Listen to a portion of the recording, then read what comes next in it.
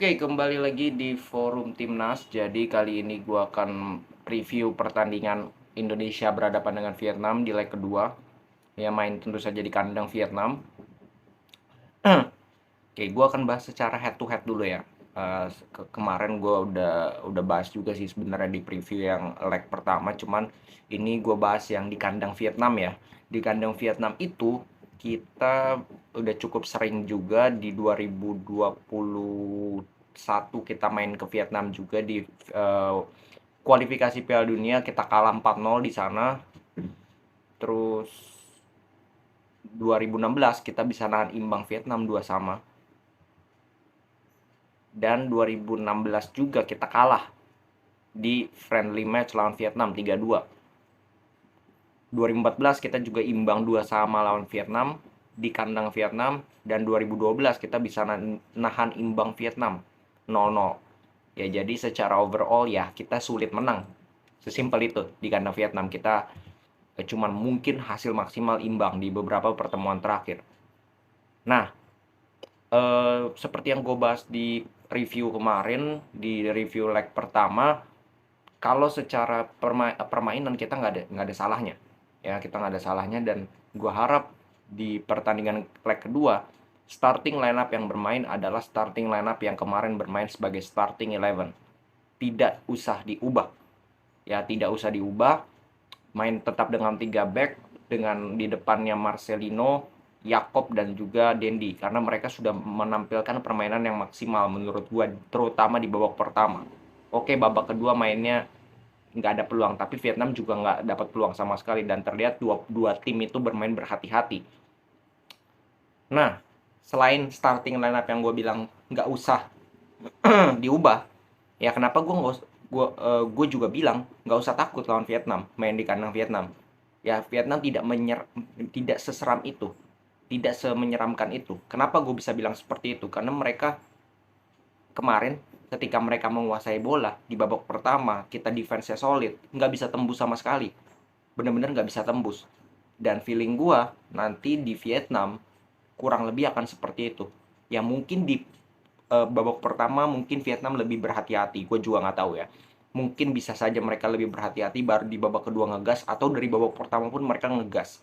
Bisa jadi seperti itu. Nah, kalau defense kita bisa menahan serangan-serangan Vietnam, bisa bermain dengan solid, fokusnya luar biasa, gua rasa nggak tembus. Ya, gua rasa nggak tembus. Karena mereka kemarin itu 2 shots on target, dua-duanya dari jarak 40 meter di shoot sama mereka. Artinya nggak bisa tembus lini pertahanan kita. Crossing-crossing pun banyak yang keblok sama ke clearance dari center back kita. Jadi kalau timnas kita bisa bermain dengan kompak di lini belakang, gua rasa tidak ada masalah. Dan justru ketika Vietnam lebih menyerang, kita dapat space di belakang, ya kan? Dan itu seperti babak pertama kemarin, kita bisa menerapkan counter attack yang cepat. Dan itu bisa merepotkan lini pertahanan Vietnam. Jadi gue tidak melihat kita harus takut. Ya, kita harus, oh ya, kita nggak pernah menang di Vietnam ke tahun 2004 ya. Kalau kemarin gue lihat, gila itu udah lama banget, tapi still bukan berarti head to head itu menjadi parameter, karena kita sudah berkali-kali juga melihat head to headnya apa, ternyata hasilnya apa, karena ini sepak bola. Ya ini bukan matematika yang bisa diukur, ini bukan teori yang bisa diambil landasan teorinya dari mana. Ini sepak bola. Yang menentukan adalah permainan di lapangan pada saat itu, bukan pada saat kemarin atau pada saat 2 pertandingan terakhir, enggak, tapi pada saat itu. Nah, yang ini dan yang menarik juga adalah mental. Ya, gue tekankan soal mental. Timnas kita harus punya mental yang kuat karena mainnya di kandang lawan, dan kita tahu Vietnam mainnya seperti apa. Ya kemarin bagaimana provokasi yang dilakukan oleh pemain Vietnam, terutama nomor 5 ini, Nguyen Van Hao, apa namanya, siapa sih ini, Van Hao inilah nomor 5, Doan Van Hao kan, dari lawan Malaysia memang sudah terlihat kan pemainnya satu ini sangat provokatif, dan banyak pemain lain dan pelatih, staff semuanya provokatif, apalagi main di kandang mereka, wah pasti akan ada nih drama-drama, yakin gue.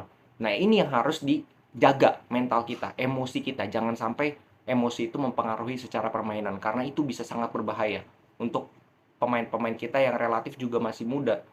Ya ketika emosi kita tidak stabil, termakan, terpancing oleh pemain-pemain Vietnam, bisa saja permainan kita hancur. Nah ini yang harus dijaga menurut gue dari para pemain. Ya jangan sampai terpancing, dan gue yakin Sinteyong juga sudah bilang itu nanti.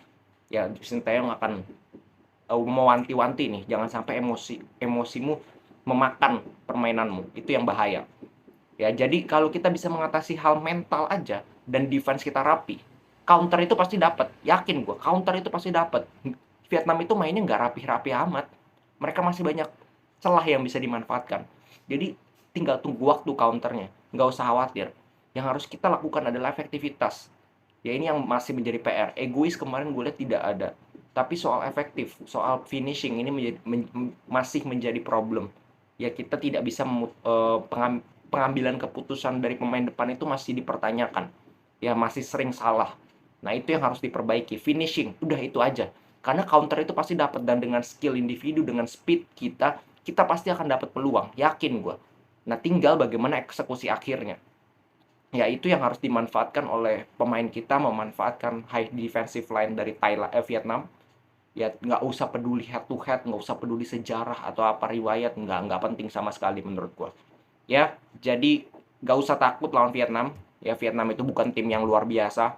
Ya dia di Piala Asia dibantai kanan kiri, jadi Vietnam pun ya mungkin levelnya sedikit di atas kita, tapi bukan berarti kita tidak bisa mengalahkan Vietnam. Kita hanya butuh hasil imbang, 1-1, 2-1, 3-1, whatever, yang penting kita bisa cetak gol. Itu yang harus kita lakukan ya, harus bisa cetak gol. Dan menurut gua kalau kita bisa nahan Vietnam di babak pertama, terutama kita nggak kebobolan dan Vietnam kesulitan mengembangkan permainan di babak pertama, kita definitely punya peluang besar untuk lolos ke final. Ya tapi jangan sampai di babak pertama kita udah kewalahan, kita udah panik, kita udah nggak siap secara mental, dan akhirnya kita kalah di babak pertama. Itu akan sangat repot ya, karena terbukti ketika Vietnam lebih defense, kita nggak bisa juga bongkar pertahanan Vietnam. Oke, segitu dulu dari gue. Salam sepak bola.